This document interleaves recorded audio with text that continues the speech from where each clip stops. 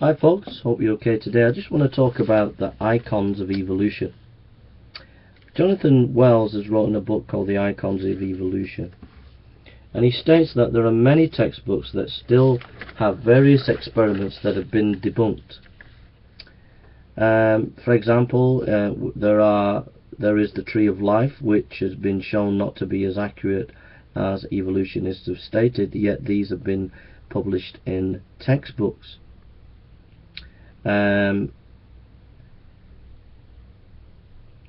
homology, there have been factual information still produced within evolutionary textbooks which have also been debunked.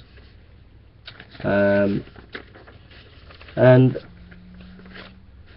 David Wells in his book gives a whole raft of Jonathan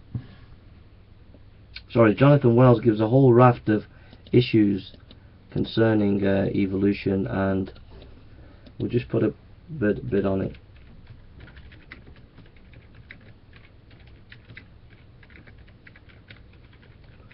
So get hold of the book and see what you think.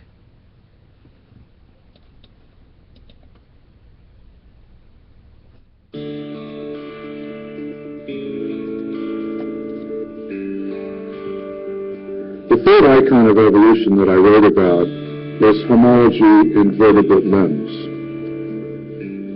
If you look at the bones in the human hand, the way they're constructed and put together, their structure and positions, and you compare that to a bat's wing or a porpoise's flipper or any number of other vertebrates, the structure and position of the bones are actually strikingly similar.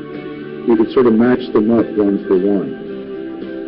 And this was recognized before Darwin by pre-Darwinian biologists and called homology. It's different from another sort of similarity called analogy, which is that, say, between a bat's wing and a butterfly's wing. Although they're both wings and they're both used for flying, the internal structure of the bat's wing is quite different from that of a butterfly. Radically different.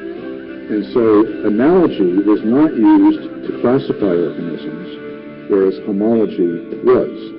When Darwin came along, he attributed homology to descent from a common ancestor. So common ancestry rather than common design. And this was at the core of his theory.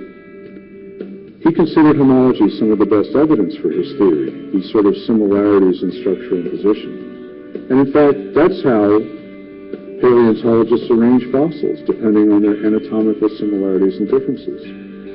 Even for the molecular comparisons, we're still talking about homology in the sense that we're comparing similarities and differences of, in this case, DNA sequences or protein sequences. So homology was at the heart of the evidence for Darwinian theory, that is, descent with modification from a common ancestor. One problem with the reliance on homology as evidence for Darwin's theory is that we have some things that appear to be homologous, but which we know or we believe do not come from a common ancestor. For example, the human eye and the eye of an octopus are actually quite similar, and yet nobody believes that the common ancestor of humans and octopuses had an eye like that.